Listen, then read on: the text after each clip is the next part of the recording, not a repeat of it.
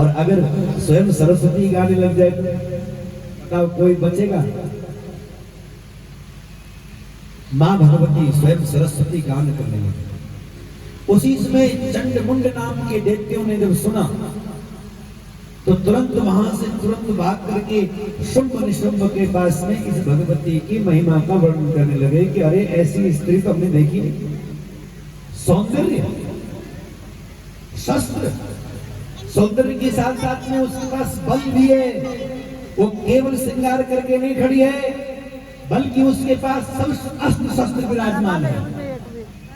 वो वीरांगना की तरह खड़ी है, विराजमान है। सौंदर्य उसके समान नहीं, और वीरांगना बड़े बड़े देवता लोग उसके सामने नतमस्तक हुए जा रहे, ऋषि महर्षि संत महात्मा लोग हाथ जोड़े स्तुति कर रहे हैं। उसमें वीरत्व भी है, उसमें सौंदर्य भी है, सारे श्रृंगार उसमें विद्यमान है। श्रृंगार रस भी है, उसमें वीर रस भी है, उसमें करुणा रस भी है, और गान में प्रवीण। नए कृषि देवलोके न गंधर्वपुरे तथा। कोई है न किसी अन्य पुरियों में ऐसा शोभा का कोई खान है। न कृष्णा सुता पापी पृथिव्याम प्रमदोत्तमा। पृथ्वी पर ऐसी स्त्री हमने देखी। कौन कह रहे हैं? चंडमुंड कह रहे हैं। ध्यान रखना, मां भगवती के गुणों को, उसके सौंदर्य को, उसके स्वभाव को, उसकी करुणा को जब कोई पुण्यात्मा, कोई संत, कोई पीठ गाती है, तो कोई व्यास पीठ गाती है, तो भीतर मन में क्या प्रकट होता है? मां के चरणों में अनुराग प्रकट होता है।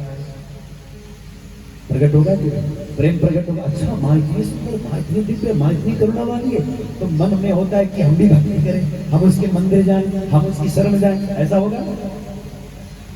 लेकिन जब कोई व्यभिचारी, जब कोई दुराचारी, जब आहार शुद्ध नहीं, व्यवहार शुद्ध नहीं, ऐसा व्यक्ति जब मां के गुणों का गान करे तो सुनने वाले के भीतर में क्या पैदा होगा? विकार, काम, वासना प्रकट हो गई। इतनी सुंदर है, अब तो मुझे उसके साथ शादी करनी चाहिए। किसके मन में आया? शुंभ और निशुंभ के मन में आया कि मुझे क्या करना चाहिए? विवाह। तो वहां काम प्रकट हुआ। सोचो, किसी संत से, किसी ऋषि से, किसी महात्मा से सुनता तो प्रेम प्रकट होता, भक्ति प्रकट होती। लेकिन सुना किससे? इसलिए किससे सुननी है कथा, ये भी विवेक रखना पड़ेगा। ऐसे नहीं सबसे कथा सुन ले, नहीं भैया। जिनमें किसी प्रकार का दोष न हो, विकार न हो, वासना न हो, सब अधिकारी नहीं हो सकते। जिन्हें कथा के अधिकारी सब नहीं, व्यासपीठ के अधिकारी सब नहीं हो सकते, ब्राह्मणेतर तो बिल्कुल नहीं हो सकता। और जिन्होंने ठीक ठीक से गुरु संगति की, महापुरुषों का संग, महापुरुषों के संग से जो प्रसाद प्राप्त हुआ है उसको जो बांटे, उसमें किसी प्रकार का स्वयं का अहंकार नहीं, उसमें किसी प्रकार का स्वयं का कोई अपना कुछ भी अहंकार नहीं। सोचो, तो कहने लगे ऐसी सुंदर नारी, तो क्या प्रकट हुआ? विकार प्रकट। कोई भक्त कथा सुनाता भगवती की तो क्या पैदा होना चाहिए? प्रेम प्रकट होना चाहिए, भक्ति प्रकट होनी चाहिए। लेकिन कोई भोगी जब कथा सुनाएगा तो फिर इसी प्रकार से मन दोष से युक्त हो जाएगा। जैसे शुंभ ने सुना और उसने कहा कि अरे ये तो फिर मुझे विवाह करना, उसी समय अपने सुग्रीव नाम के सेवक को बुलाया। ए सुग्रीव, गच्छ सुग्रीव दूतस्त्वं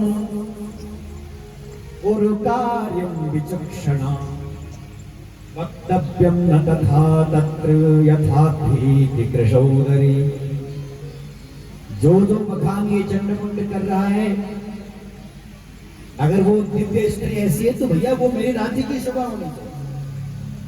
जब विकार आता है तो ऐसे आता है, जब दोष आता है तो ऐसे आता है, जब बुराई आती है तो ऐसे आता है।